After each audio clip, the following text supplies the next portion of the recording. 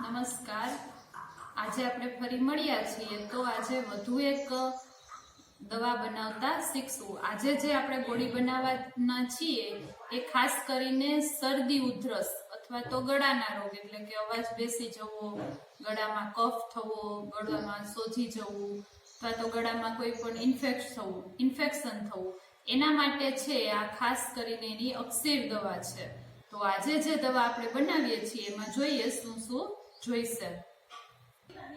જુઓ, પહેલા સૌ પ્રથમ જોશે એમાં નાગરમોથ 10 ગ્રામ, સૂંઠ 10 ગ્રામ, એલચી 2.5 ગ્રામ, લીંડી પીપર 10 ગ્રામ, હિમેજ 10 ગ્રામ, ઇજમેટના ફૂલ 0.5 ગ્રામ, દેશી ગોળ 40 ગ્રામ, દેશી બાવળનો ગુંદ 2 ગ્રામ, કાથો 2.5 ગ્રામ, જેઠી મધ 10 ગ્રામ, બેહડા 10 ગ્રામ અને અરડુસીનો રસ.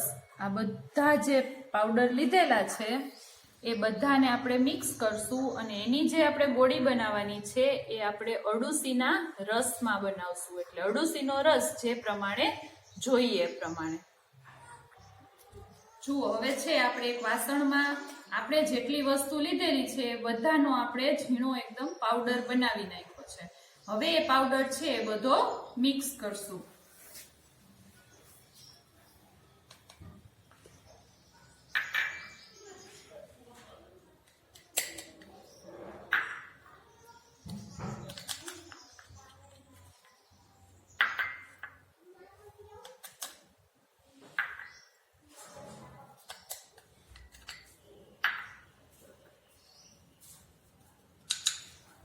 પેલા જેટલા પાવડર છે એ બધા મિક્સ કરી દેશું.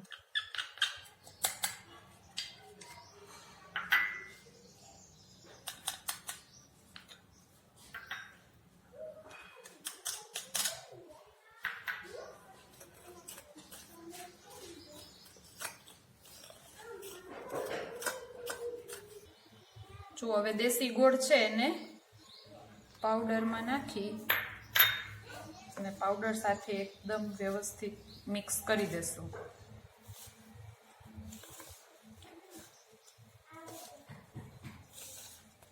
હવે જુઓ, એક ઇજમેટના ફૂલ જે બાકી હતા એ મેં અરડુસીના રસમાં છે એ ઓગાળી નાખ્યું છે. હવે થોડો થોડો અરડુસીનો રસ નાખતા જશું અને મિક્સ કરતા જશું.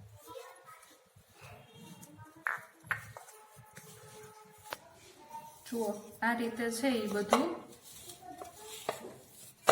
મિક્સ કરી લેવું.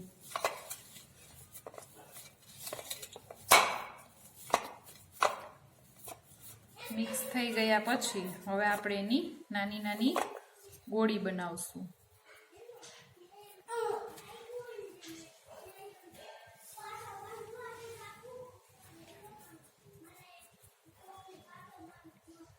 જુઓ, આ સાઈઝની છે આપણે ગોળી બનાવશું.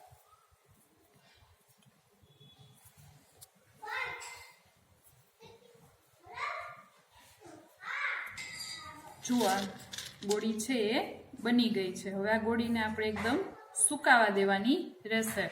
હવે એનો ઉપયોગ ક્યાં કરવો?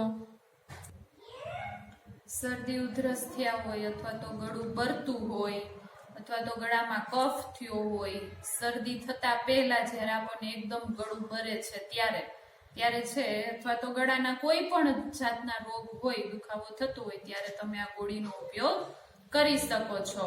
અમે છે આ ગોળી લેવી કેવી રીતે, તો કે આ ગોળી છે એ મોઢામાં રાખી અને ચૂસવાની. એ છે એ ગોળી ગળી નથી જવાની પણ જીભ ઉપર રાખી અને ચૂસવાની રહેશે. અમે છે આ ગોળીનો વર્ષોથી ઉપયોગ કરીએ છીએ, બનાવીએ છીએ અને આનો ઉપયોગ કરીએ છીએ. આનો ઉપયોગ છે અમે ઘણા બધાને સૂચવેલો છે અને ઘણા બધાને આનાથી છે એ રાહત થઈ છે.